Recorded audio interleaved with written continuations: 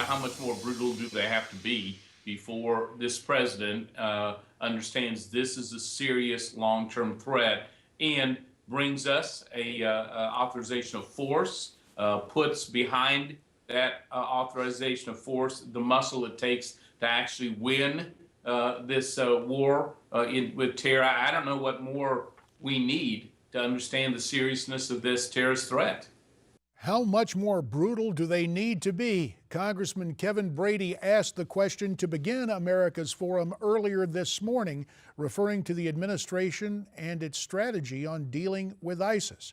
Joining us now to talk more about it, Republican strategist Ford O'Connell, chairman of the Civic Forum PAC from Newsmax, Washington, and here on our South Florida anchor desk, Fred Rustmann, former CIA case officer.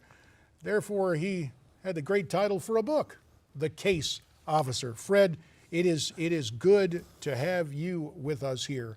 And let me turn to you first, sir, because one thing we know, we got station chiefs all over the place, and I imagine we've got somebody working this on the ground in Amman, at least watching, observing what's happening. What do you expect to see out of Jordan? Well, the Jordanians are mad, and King Abdullah is a warrior, and he is really ticked off.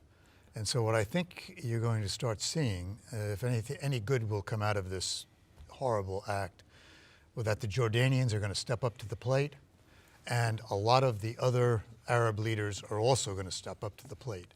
I think that's what we talked about on the last time I was here.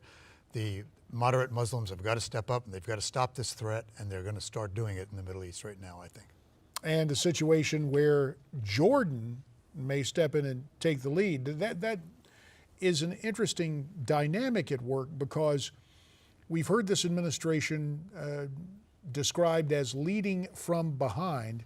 And I think it's important that we hear from one of my former congressional colleagues who's now serving in the U.S. Senate.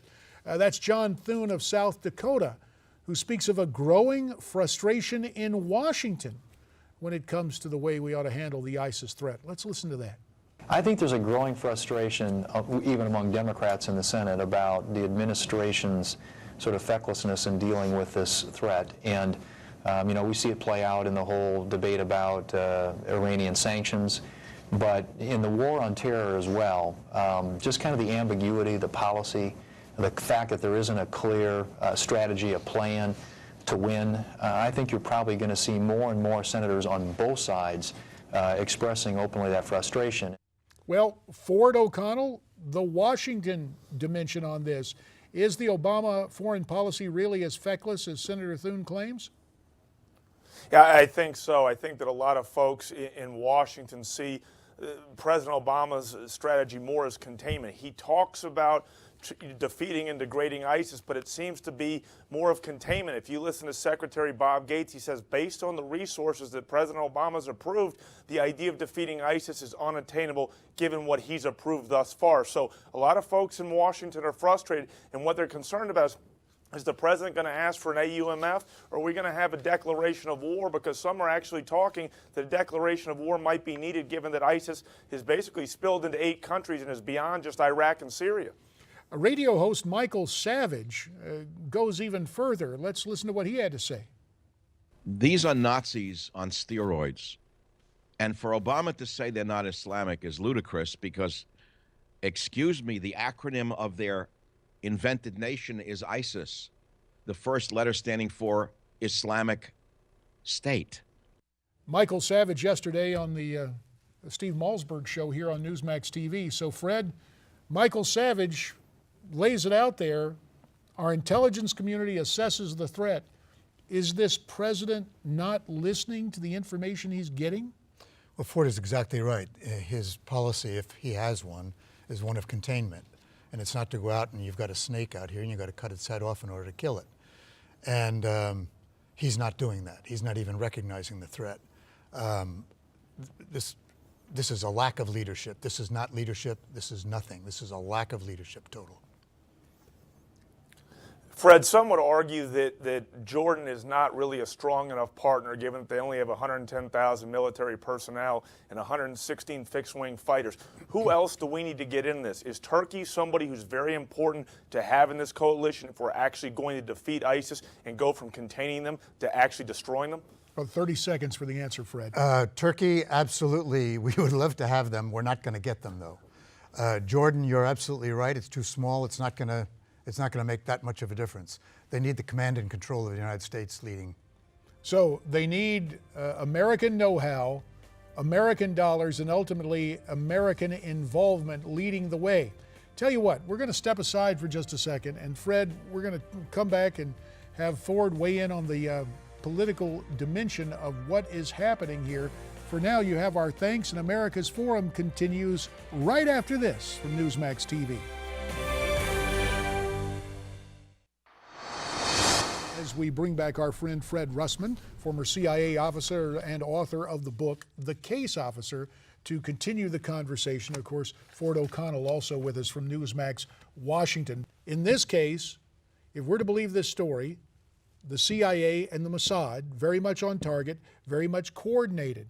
Is this new? Is this news to you? No.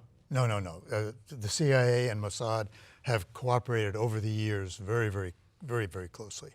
We help them, they help us. It's a good teamwork. Mindful of that, because the Washington Post is pushing this. I don't know if they had sources within Langley or more likely the Obama White House. Seems to me they're pushing this as if this were something new. It's not new. It's not new at all. We have good liaison relationships with the Israelis, the CIA and Mossad in particular, and that has been going on for years and years and years. We've been, and particularly on Mugniya, we've been looking at Mugniya for years and years and years, and cooperating with the Mossad. This is not new. Ford, let me go to you at Newsmax, Washington. For the Washington reaction, the Post made a big deal of this story. Has there been a big response? Well, people are a little befuddled here. This episode occurred on February 12th of 2008. Why is the Washington Post so interested in reporting on this right now? Is this a message from President Obama, who's been tussling with Prime Minister Netanyahu, to sit down? Because if you'll keep quiet over the Iranian nuclear negotiations, we can do some great things together. This is what Washington's going back and forth. Why the leak? Why now? And really, maybe Fred knows, but it seems to be up on Capitol Hill. It's anyone's guess. Well, 15 seconds, Fred. You got a quick guess why the Post might be giving it prominence now? I think it just came out now that we just now know that what happened, and it's a great story, but it's nothing new in terms of liaison relationships with Mossad. Fair enough. Fred Rustmann, we thank you for your expertise. Ford O'Connell, you stay there in D.C., and you stay here with us on America's Forum.